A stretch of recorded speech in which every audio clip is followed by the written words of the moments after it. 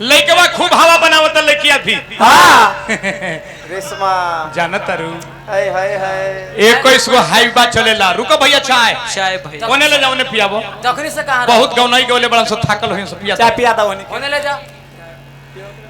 ए रेशमा 21 गो Hyva चलेला हमर। हां दू गो पोकलेन चलेला। बे बालू माफिया बानी चलना। अरे हई पातर सिकरी ले ले बड़ू चल ना 3 किलो के सोना के सिकरी। आ लड़की हवा में पड़ के ओकरा से फंस गइल बा। हां फंस गइल त नतीजा भइल का लेके कल के चल न जी हमरा के सिकरिया गढ़ा द। हाय हाय हाय ए जान अरे का हो बार बार तू लहना दे तरह के हई पातर सिकरी पहनने बारू पातर सिकरी पहनने बारू। हां चल ना चल के बाजारी सोनार के दुकान में हां हमरा 6 भर के सिकरी खरीद द।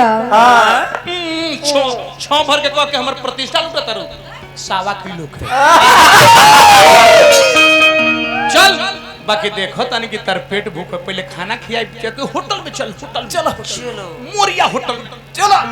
ए जान चल ना हमें सही में कस के भूख लागल बा। का खइबू चल के हमरा चाउमीन खिया दी और पिज्जा खिया दी।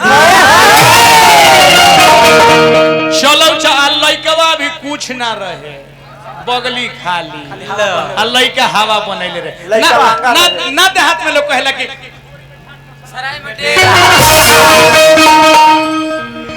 वही गोइले ले जा करके चाउमीन ना एगो एथी के ठेला पर ले गइले गोलगप्पा खियैले। आ ओहो दू गो खइले त कल के सुना हो हमर बाबूजी फोन कर दले इमरजेंसी फोन में चल चल बिहान आवे के।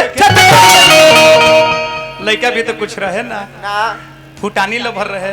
उ लइकिया कहतर कि ए सखी हे सखी लड़ू के नाती झूठो हम फंस गइनी रे। हां कहने की कहले कि सिकरी ले तो सिकरियो ने ले लस ना पीजो न खेले दू गो गोलगप्पा खिया के धो देलस।